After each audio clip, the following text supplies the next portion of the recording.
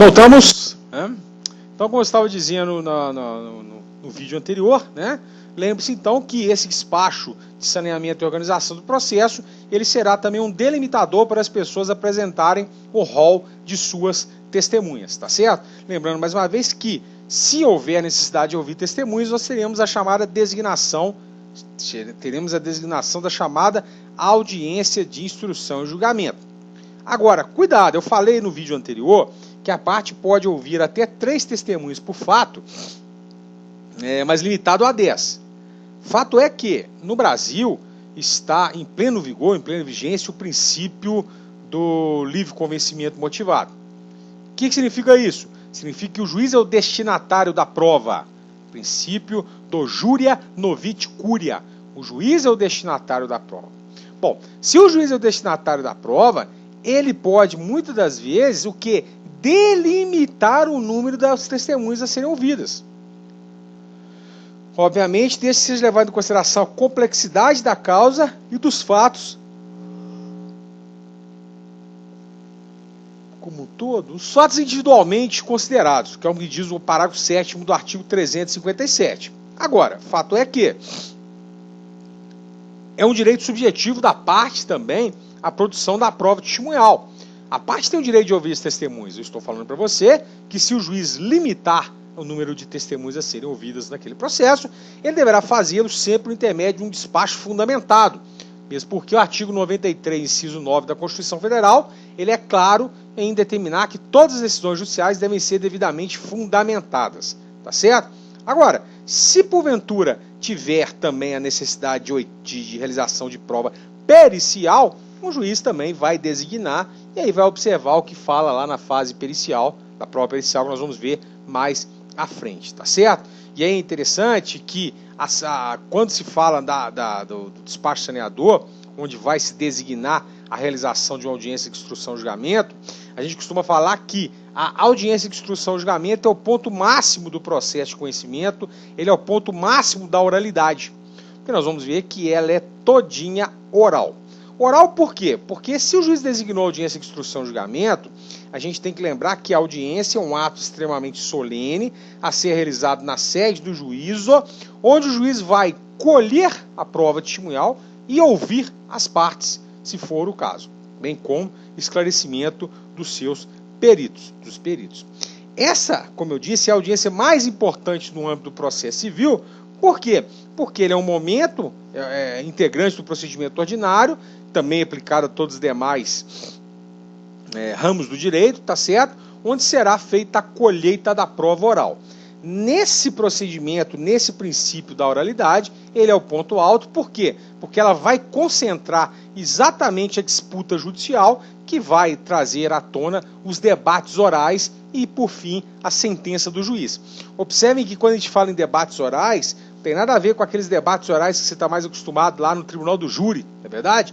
Não, estamos falando aqui de debates orais no âmbito do processo civil, que vamos ver no momento oportuno, que o juiz vai conceder às partes o direito de fazê-lo de forma oral, ou, dependendo da complexidade, ele pode até substituir por memoriais escritos, tá certo? Lembre-se, aqui é no momento onde vai haver a instrução do processo, o momento onde vai haver o que é a colheita da prova, o momento onde nós vamos enfrentar e verificar exatamente quais serão os motivos, aliás, motivos não, né? Quais são os fatos e fundamentos que serão trazidos aos autos para o juiz proferir aquela sentença. Então a gente conclui, inclusive, falando que essa audiência de instrução e julgamento ela é indispensável. Indispensável quando haja a necessidade de prova oral ou esclarecimento do perito e dos assistentes técnicos, tá certo? Repito mais uma vez, o momento adequado para o juiz designar a audiência de instrução e julgamento vai ser, como vimos há poucos minutos, o despacho saneador, que assim o chamamos, mas hoje é chamado de saneamento e organização do processo, tá certo? Eu peço aos senhores, rogo aos senhores que façam uma leitura complementar do artigo 357, que é exatamente o artigo que nos fala literalmente tudo aquilo que conversamos nesse momento, tá certo? Muito bem. Rafael, pois não, me apresente as principais características da audiência de instrução e julgamento. boa pergunta. Aliás, pergunta muito boa essa que acabou de ser feita.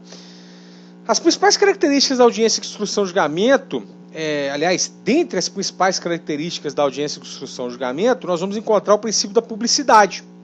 O que significa isso? Significa que a audiência ela é aberta à presença de qualquer pessoa que queira assisti-la. Tá certo? Por isso que a gente fala que a audiência correrá com portas abertas. Sim, estamos no momento de exceção, onde as audiências estão sendo realizadas, na maioria das vezes, em forma remota, ou seja, através de programas online, né? Tipo Google Meet, o Zoom, o próprio WhatsApp, ou tal Cisco Webex, que é do Conselho Nacional de Justiça. Em tese, eu teria que dar o link para qualquer pessoa, sim. Qualquer pessoa poderia assistir. Isso acontece muito, inclusive, no tribunal, nas sustentações orais, né? No julgamento de segunda instância. Eu tive quinta-feira passada, junto ao Tribunal Superior Eleitoral, onde o julgamento foi totalmente público, né? As pessoas entravam, né? Não precisava nem de link, porque foi transmitido ao vivo no YouTube do Tribunal Superior Eleitoral, e todas as pessoas viram lá a nossa audiência, tá bom? Se for o caso de situação excepcional ou caso de segredo de justiça, é óbvio que até por bom senso o juiz pode limitar o número de pessoas presentes naquela audiência de instrução e julgamento, né? Imaginemos lá uma audiência de violência doméstica no âmbito civil, por exemplo, né? Estamos discutindo lá uma indenização por danos morais de violência doméstica e lá cheio de gente assistindo a audiência. Não vai acontecer, porque nesse caso nós teremos a limitação de pessoas para comparecer à audiência. Não precisava nem estar lá, porque isso aí já é um corolário lógico da audiência de instrução e julgamento, tá certo? E aí é bacana porque as pessoas muito me perguntam, né? Rafael, nessa audiência de instrução e julgamento, qual é o papel do juiz? Bom, o juiz é o presidente da audiência de instrução e julgamento. Por isso que a gente fala que o juiz exerce o que chamamos de poder de polícia processual. O juiz tem, por exemplo, a obrigação de manter a ordem na audiência. Você deve ter visto em filme, ordem no tribunal, ordem no tribunal. Ele tem o poder de ordenar que as pessoas sejam retiradas da sala. Ele tem o poder, se for o caso, de requisitar a presença da força policial. Eu me lembro quando eu ainda era estagiário, isso lá nos anos de 98, 99, né?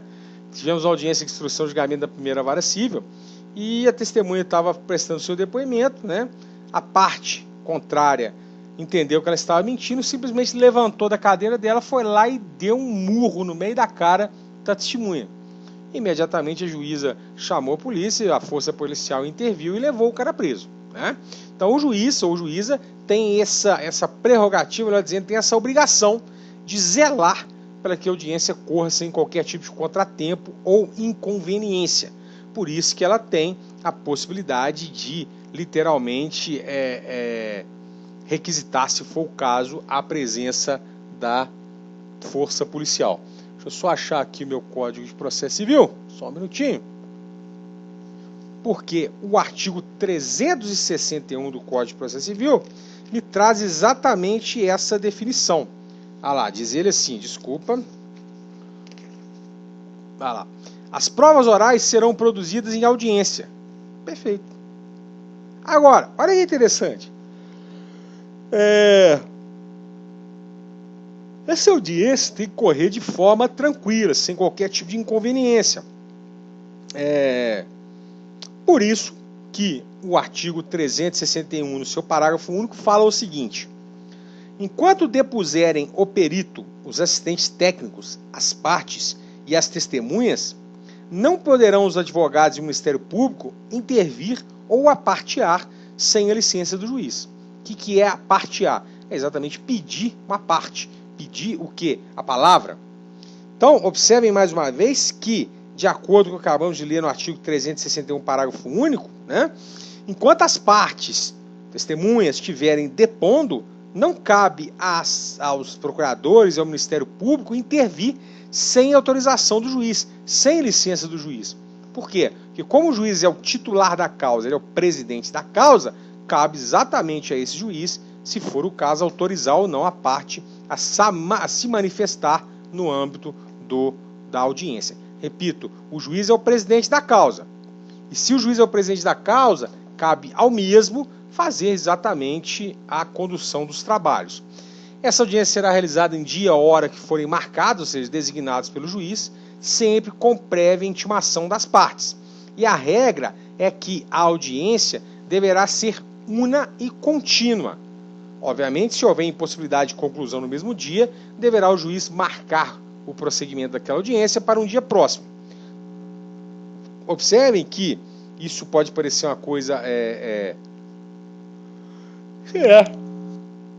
desnecessária, mas observem que o juiz, meus amigos, ele tem que dar publicidade nessa audiência e tem que permitir previamente às partes conhecimento da data da audiência, exatamente para permitir aquelas partes que se preparem para a audiência. Inclusive, eu gostaria de chamar a atenção para os senhores, que como as testemunhas são arroladas previamente, a parte chegará para a audiência já sabendo quem são as testemunhas que serão ouvidas. Ela já vai ter tido, vamos colocar assim, a possibilidade de anteriormente saber quem eram as testemunhas. Pode parecer também uma coisa redundante, mas uma outra particularidade muito interessante da audiência é o pregão. As partes têm que ser apregoadas previamente. E esse pregão é aquilo que acontece lá no fórum. Audiência das 14 horas. Processo número tal. Autor, réu. Porque esse pregão também é uma publicidade do início da realização da audiência. Porque esse formalismo da realização da audiência, ele visa exatamente o quê? A observância dos princípios norteadores do processo civil. Princípios de eficácia e validade do processo civil. Correto? Então, se eventualmente não tivermos essa pregão e essa intimação prévia, estaremos diante aí de uma irregularidade. E aí, eu chamo a atenção que as características da audiência de instrução e julgamento são várias. Publicidade, solenidade, essencialidade e outras mais que nós vamos falar na aula da semana que vem. Pessoal, eu quero mais uma vez chamar a atenção para os senhores, que essa audiência ela é indispensável quando houver necessidade da produção da prova oral. Se não houver necessidade de prova oral, não precisa ter audiência de instrução e julgamento. Antes de terminar, eu gostaria de chamar a atenção para o senhor o seguinte,